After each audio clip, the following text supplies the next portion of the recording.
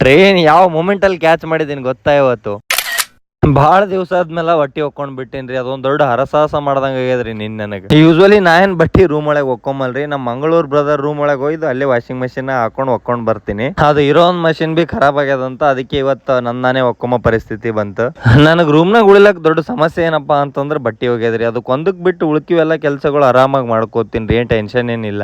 ಇವತ್ ಮುಂಜಾನೆ ಜಲ್ದಿನೇ ಎದ್ದು ಶಕ್ತಿ ಪ್ರದರ್ಶನದ ಮುಗಿಸ್ಕೊಂಬ ಅಂತ ಹೇಳಿ ಪ್ಲಾನ್ ಎಲ್ಲ ಮಾಡ್ಕೊಂಡಿದ್ದ. ಯಾಕಂದ್ರೆ ಸಂಜೆ ಕಡೆ ಟ್ರಾವೆಲ್ ಮಾಡೋದ. ಮುಂಜಾನೆ ಜಲ್ದಿ ಏನೋ ಎದ್ರಿ ಮತ್ ಸ್ವಲ್ಪ ಬಟ್ಟೆ ಐರನ್ ಮಾಡ್ಕೊಂಬ ಇದ್ದೀವಿ. ಐರನ್ ಮಾಡ್ಕೊಂಡು ಬ್ಯಾಗಿಗೆಲ್ಲ ಪ್ಯಾಕ್ ಮಾಡ್ಕೊಂಡು ಮಧ್ಯಾಹ್ನ ಲಂಚ್ ಗಿಂಚ್ ಪ್ರಿಪೇರ್ ಮಾಡ್ಕೊಂಬಟ್ಟಿಗೆ ಟೈಮೇ ಇರ್ಲಿಲ್ಲ. ಈವ್ನಿಂಗ್ ಆಫೀಸ್ ಮುಗಿದ್ಮೇಲೆ ನಾ ಜಿಮ್ಮಿಗೆ ಹೋಗಂತೇಳಿ ಪ್ಲಾನ್ ಮಾಡ್ಕೊಂಡಿನ್ರಿ. ಬಟ್ ನನ್ ಟ್ರೈನ್ ಇದ್ದಿದ್ದು 6:50ಕ್ಕ, ನಾ ರೂಮಿಗೆ ಹೋಗಿದ್ದು 5:30ಕ್ಕ. ನನ್ ರೂಮಿಂದ ಮೆಟ್ರೋ ಸ್ಟೇಷನ್ ಅಷ್ಟೇನ್ ನಿಯರ್ ಇಲ್ರಿ. ಅಲ್ಲಿಂದ ಬಸ್ ಹಿಡ್ಕೊಂಡು ಮೆಟ್ರೋ ಸ್ಟೇಷನ್ಗೆ ಹೋಗಿ ಮೆಟ್ರೋ ಹಿಡ್ಕೊಂಡು ಸ್ಟೇಷನ್ಗೆ ಹೋಗಟ್ಗೆ 6:52 ಆಗ್ಯದ್ರಿ. ಟ್ರೈನ್ 6:51ಕ್ಕೆ ಆಲ್ರೆಡಿ ಮೂವ್ ಆಗ್ಲತ್ತ. ಇನ್ನ ಒಂದ್ 2 ನಿಮಿಷ ಎಲ್ಲನ ಲೇಟ್ ಆಗಿತ್ತಪ್ಪ ಅಂತಂದ್ರ ಸ್ವಾಹ.